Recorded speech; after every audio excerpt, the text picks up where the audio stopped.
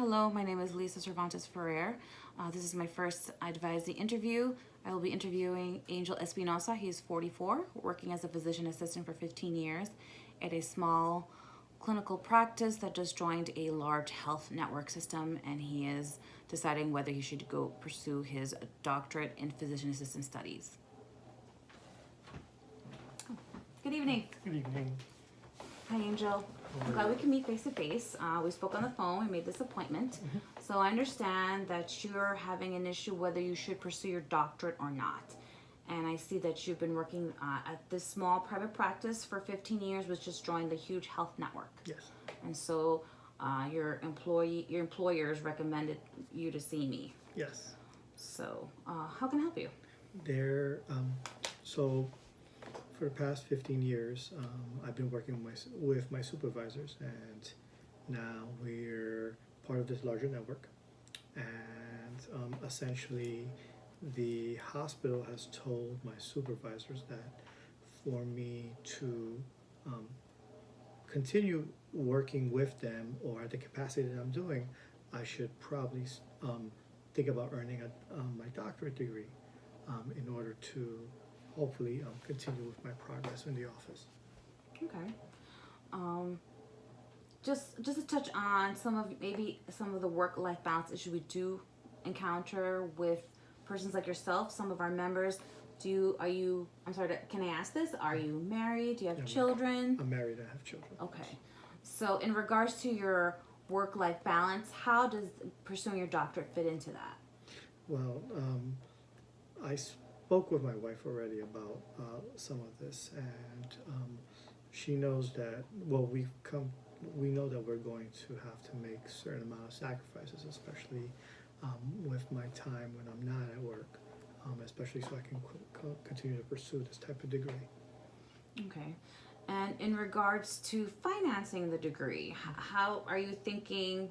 Are you pursuing for yourself to personally finance this? Are you trying to maybe go to HR and see if there's something you could avail yourself of some of the benefits I understand that corporate may provide for you? Would that be something that you've already done?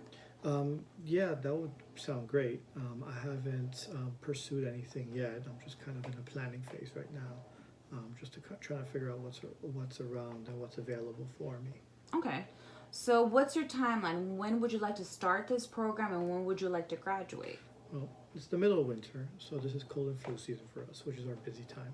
So ideally, I would love to start it either in the spring or in the following fall. That way, as my daughters are starting school, I'll be also starting school, so we can all have kind of the same idea of what we're going to be doing. Okay. Have you going back to school right now, there are advantages to technology. There are online programs, hybrid programs that you can also go on campus, and of course your traditional brick and mortar programs. Is there a specific format you'd like to do this learning? The learning I did was in a place. I sat down and lecture, I took a test, and that's what I did. Okay. For part of my continuing education, I do mostly online learning, where we go on the websites that the Physicians Assistants Associations recommends for us. We sit down and take a test. We give in our credits. So probably a mix of the two, but I'm open to whatever's around. Okay.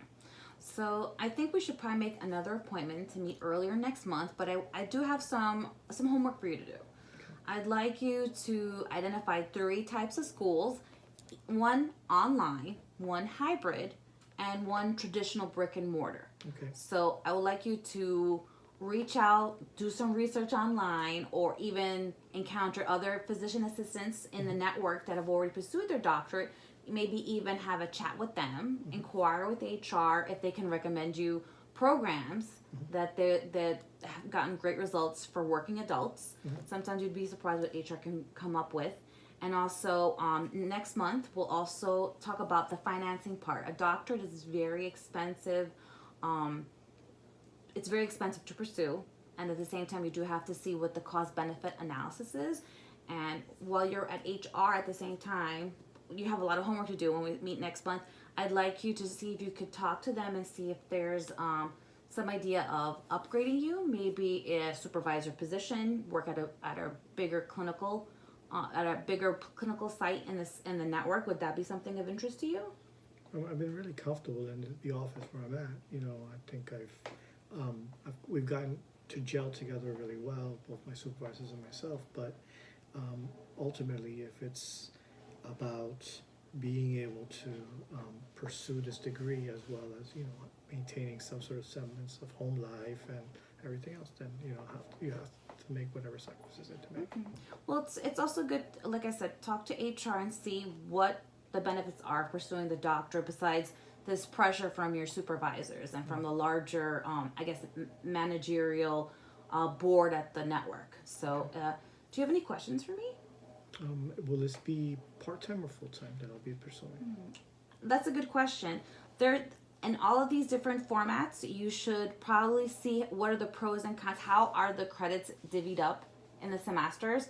Is it you're pursuing maybe one class per semester, or 2 classes? A lot of the schools are really catering to working adults now, and they have a whole degree plan, degree progression plan. So it's a good thing to gauge from their website and just from talking to the advisors and other physician assistants who've pursued their doctorate. You'd be surprised some of the programs that are available to you right now. Okay, all right. So we'll make an appointment for next month, and we'll talk about the financing, touch a little bit more on your work-life balance, and maybe what are the benefits to pursuing this with the network. So you have some homework to do. Speak to HR, definitely speak with your family again, and do some of your own research. Okay? All right.